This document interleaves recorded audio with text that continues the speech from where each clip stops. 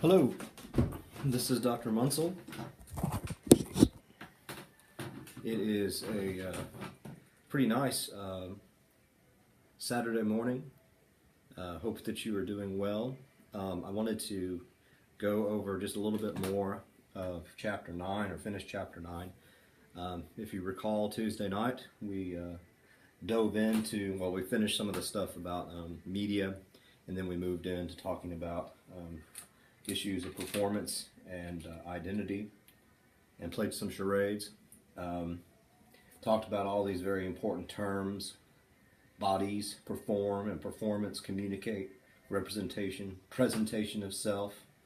The quote from my wife, and then we talked about some of the sort of the more older, not really valid anymore ideas of identity, and then talked more about the contemporary ideas of identity. And then talked about issues of performance of gender and sex. And the stuff from Butler, I think, is the most important stuff. Again, that we do gender. We aren't are. We perform it. We do it. I am doing man right now. How? Lots of different ways.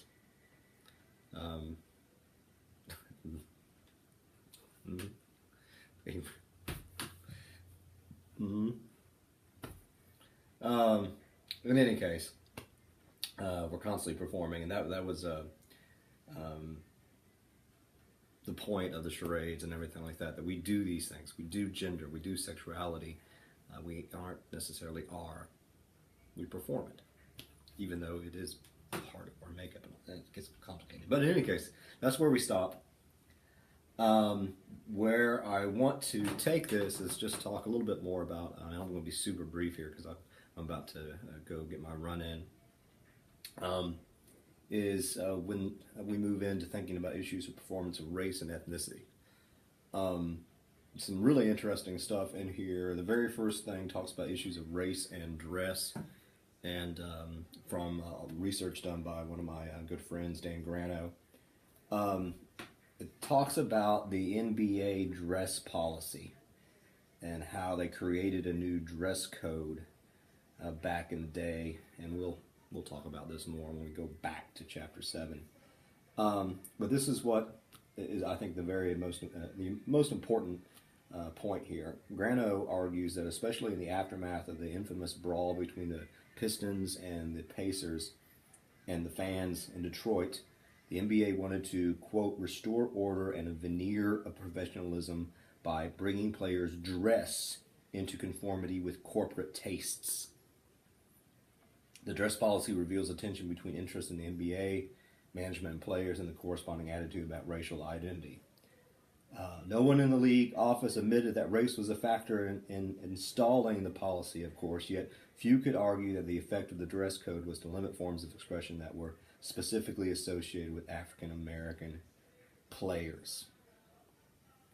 So race and ethnicity, oftentimes how we perform that is through dress.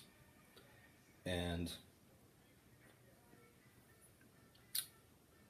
just think about it, to be professional oftentimes in our world is code for be white, almost. So really problematic how that all works. And so all this stuff is complicated, but there's lots of very interesting things. So we start with the idea of dress, and they complicate things by talking about Tiger Woods and his multicultural identity, and trying to get away from essentialism when we're thinking about issues of race, because we certainly do that. And you know, it's problematic in some ways. The big idea here is Wood's post-racial identity further marginalizes those who continue to experience racial discrimination and oppression, consequently squelching any hope for a Tiger Woods effect that could have resulted in greater racial diversity on the PGA Tour. Because when you think that we live in a post-racial society, then it dismisses racism, right? So, oh, we live in a post-racial society. So, and there's no racism anymore. Or if there is, Obama started it. So yeah, it's really, really interesting how all this works, whether it be um, uh, touchdown performances the book talks about. It talks about because there are fines, right? Now there are, harsher fines if folks do perform certain things during a touchdown. Again, coded in a way as it's a racial code in a sense. African American players do this, white players do this. We think the African American players are going too far, so be more white. That's generally the idea here. Um, so we see a lot of problematic racism, and there was this idea. Where's the skin suit stuff?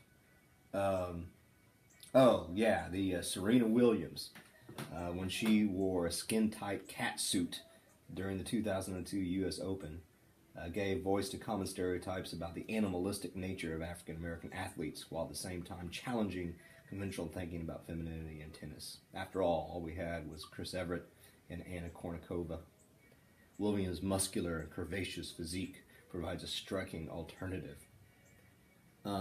So basically, we have these terrible stereotypes, particularly of African Americans, as loud and aggressive and animalistic. I mean, there's so many problematic stereotypes that they talk about here in this book, and we see obvious racism in sports and sports communication. But the big picture here is that they are interested in how stereotypes are performed and how they are structured, but also how we can perform identity in a way that is liberating.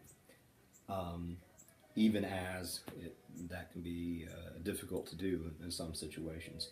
Because, in part, the next little thing they talk about is media fictionalizing racial and ethnic performance.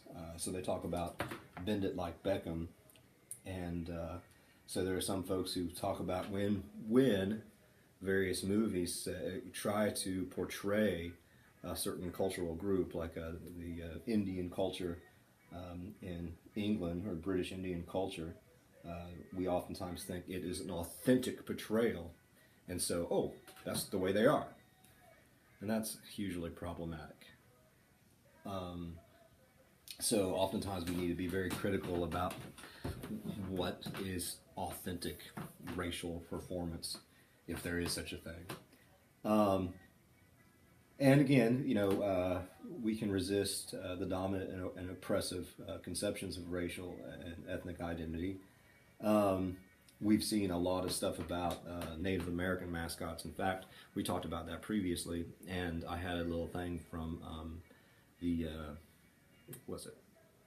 Stephen Colbert? No, Daily Show with Jon Stewart. But I have put more stuff in here on KC for you to watch in light of that. We'll end show just for a second.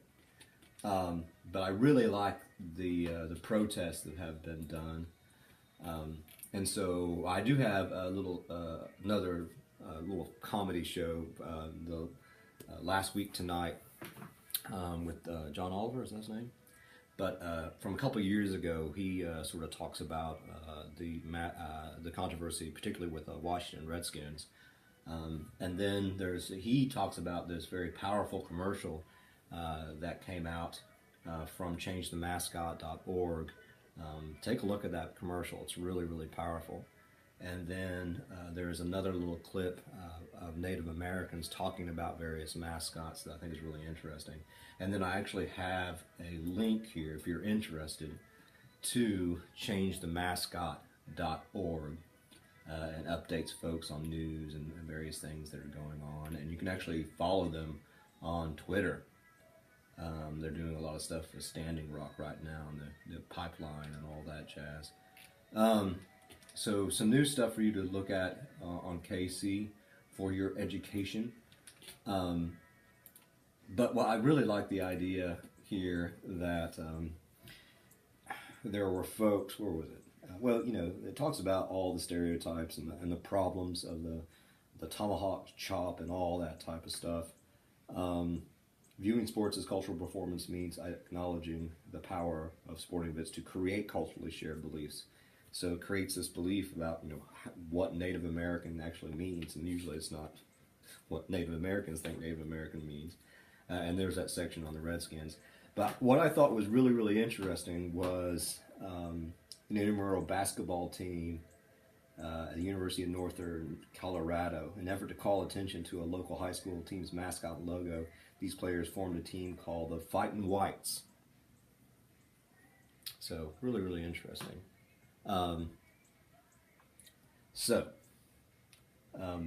Long story short, and I will get to, where are we? Some of the other stuff later. There's a lot of racism, obviously, in sport and sports communication. We'll talk more about this later, but the idea is that we perform racial identities, and racial identities are structured, and stereotypes are structured, and you need to have the power to perform the type of identity that we want. That is not an oppressive identity. Yeah. Go team. I'll be back.